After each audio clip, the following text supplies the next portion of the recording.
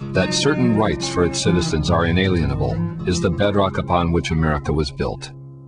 Yet during the course of America's history, civil liberties have been undermined by the federal government on numerous occasions, often wrongly, often during times of crisis.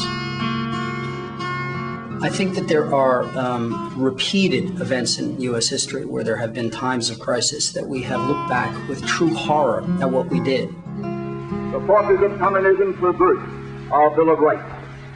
They hide behind a protective cloak of constitutional privilege while acting to destroy our freedom.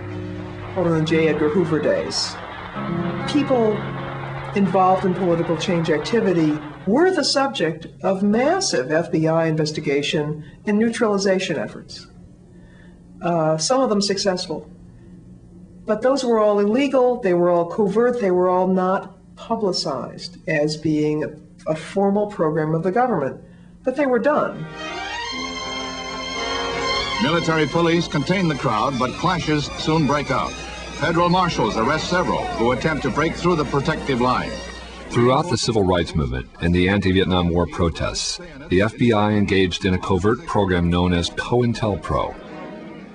Wiretaps, bugging, opening mail, breaking and entering.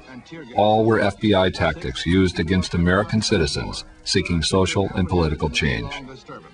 Federal authorities even created a smear campaign against civil rights leader Dr. Martin Luther King. By the time you get to the 70s, just about any kind of troubling dissent, and the FBI may mess with you. I don't think any American who really values this nation would object to them interceding to stop espionage or sabotage.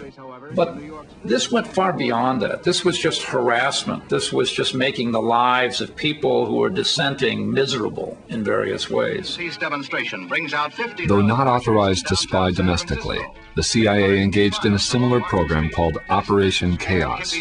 More than 7,000 Americans came under CIA scrutiny. Holds the mass rally. One of the illegal activities was the opening of the mail by the CIA. In 1975, the Senate established the Bipartisan Church Committee to investigate illegal activity by both the FBI and CIA. Based on Church Committee recommendations, President Ford issued Executive Order 11905, which restricted intelligence gathering by the CIA. In 1976, Attorney General Edward Levy issued guidelines limiting FBI investigations in domestic security cases. And one of the agreements was that there would be a legitimate right for the administration, through the intelligence community, to monitor people outside the country.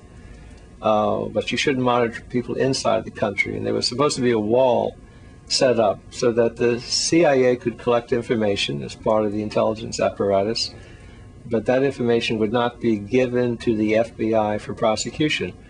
Those are the guidelines that on his own initiative, John Ashcroft has now rewritten without congressional oversight, without congressional approval. Those guidelines are an internal agency matter. So a lot of the concerns we had in the Nixon years about an administration that was abusing civil liberties of citizens in the United States will